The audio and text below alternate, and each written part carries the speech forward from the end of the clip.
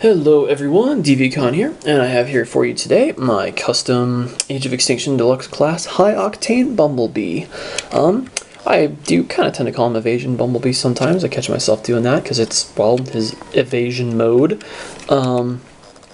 Most of the work I did on him was pretty much just repaints. There wasn't much mod work. First of all, you can see originally these two little things here were both yellow. That bothered the hell out of me. So I got those straight black, and same thing with his Autobot logos that he originally had on each side. I just painted over him, gave him that with just more flat black, blended in very nicely. The Autobot thing is mainly just because, well, if he's supposed to be in hiding, he's not going to do a very good job if he's saying, hey, I'm an Autobot. Also painted up the SS logo on the back there, tail lights. Gave him a license plate there, a Texas license plate. It's a 200 LBE. That is my best guess of what his license plate is or will be in the movie, just based on movie trailer stills. So hopefully that's close, if not right. So I'm going to go ahead and get a transformation here, and I do want to say, start with the legs here. Oh, hand fell off. So the one piece of mod work I did do was I gave his hands ball joints, which, you know, just kind of brought him out a little bit longer. Normally I get into that a little bit later, but because of it, his hands do tend to like grab his feet when he's in vehicle mode. And being on ball joints sometimes, yeah, they'll just fall off when transforming him like that, because they're right next to his feet that you kind of have to move around, so can happen, but they're ball joints, and just pop them right back on, no problem. Hey, I'm just trying to give him more articulation. And most of all, I'm glad that originally he had very short arms, and so giving him those longer, just the hands in the ball joint, filling it out a little bit longer, just, it makes it look a little bit better. They don't seem quite as short. I think it looks a lot nicer. Let's go ahead. Oh yeah, and originally that front grille had some like pinstripe kind of, you know, lining around it. The thing was, it was only on the very top. They didn't bring it around the bottom. So I just kind of painted all of it. It's just straight solid stripe of yellow. So I took away the pinstriping, but it is all the way around like it's supposed to be. As much as I try to, you know, be an awesome painter and everything, I don't think I'm quite good enough to do a pinstripe that thin. So sorry if I'm disappointing anyone there, but yeah, doing the best I can. And the other major piece of mod work was I took the gun off of his right arm because it just looked bad to me, like all around. It was like the worst possible weapon they could have just done for him. They could have molded on a small gun on his shoulder, or his shoulder on his forearm. They could have just molded a little gun here, and it would have been better than that friction missile thing that they had, because it was just a massive obtrusion. It was like a tumor. Like, spoiler alert, kids. That's what happens in Age of Extinction. Bumblebee gets cancer.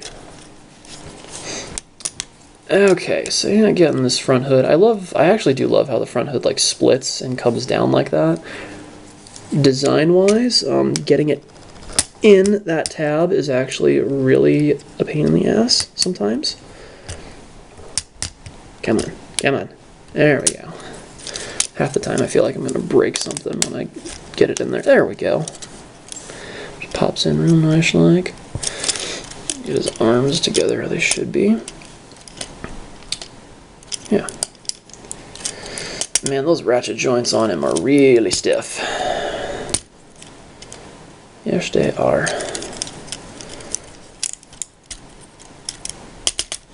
There we go. And I do want to take the time to just kind of comment here. I did, you know what, that might not be in there all the way like they're supposed to be. Yeah, I think something's off just a tad bit. Oh yeah, so there's actually a double hinge in there that allow these to come down like they're supposed to. And if you don't do that, come on. There we go. If you don't do it quite right, it just doesn't allow things to transform. It doesn't allow the free range that there should be. There, that's better. I do want to take the time to say, I do like these panels and just how they just kind of, you know, flip over and everything. I did try to shave stuff down here and around so they'd like sit all the way flat. It was on a second figure, not necessarily, it wasn't on this one, it was on a second figure that I tried. And I basically took like everything down and it still just sat like this. It made a difference of like that much. And I'm like, okay, you know what? Not worth the trouble then. I'm just going to keep digging and digging and taking off until the figure's no longer functional. But yeah, that particular one is actually my personal one because I really do love this mold of Bumblebee. To be perfectly honest, this is like my favorite movie Bumblebee mold. It's tied really closely with the Battle Blades Bumblebee. Just because Battle Blades had so many little cool accessories, the only Bumblebee figure to actually have the you know, the thing with his cannon arm being able to change between the two, and the only Bumblebee figure to actually have a face mask. The only deluxe class to have a face mask that, you know, moves up and down and everything. But anyway, yeah, I did a lot of paintwork on High Octane Bumblebee here, mainly just a lot of that robotic dry brush work. All over, some nice detailing. Did get, my paintwork is good enough to get those kind of stripes down his shin guards and knee guards, which even that was really tricky. And if you look really closely there, I did do a lot of little like worn edging in a lot of places there, and I did it on his feet too. And even his forearm panels, a lot of that worn edging. I didn't want to go too crazy with it. And I did put his license plate down there too. Same one, 200 LBE. Things will focus. I need to stop moving, like twitching. So yeah, that's pretty much the paintwork I did on him. You can say that, you know, I did take away more because he no longer has a gun, but I think he overall looks a lot better, so it's okay. Bumblebee says hi. Hi. And same thing with his face there. Try to just get some detailing in there. Really get the eyes to pop too. But yeah, I will be throwing him up on eBay here pretty soon. So hopefully he'll have a good home here, maybe about a week or so whenever the auction ends. So yeah, him kind of being gunless, it did kind of bother me. So I did decide to give him something here. These two tiny guns here that you may or may not recognize as Crosshair's smaller guns.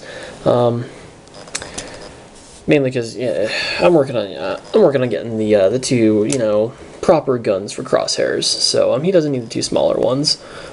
So I figured I could give him to Bumblebee here. It's not very Bumblebee-esque to have small pistols. He always kind of has the hand cannons. His hand turning into a cannon, or his forearm turning into a cannon. But I figure it still kind of fits with them just being small guns in general. So I think in a small way it might still kind of fit. It makes him so he's not totally weaponless, totally defenseless or anything. Still got to defend himself if he gets found out somehow. But yeah, again, thanks everyone for watching. Like, comment, subscribe. Follow me on eBay and on Twitter. Those are the best ways to keep track of what I'm doing and what I'm gonna have up soon and all that. And yeah, still got a ton of Age of Extinction stuff to work on. So keep it here, and I guess I will talk to you all later.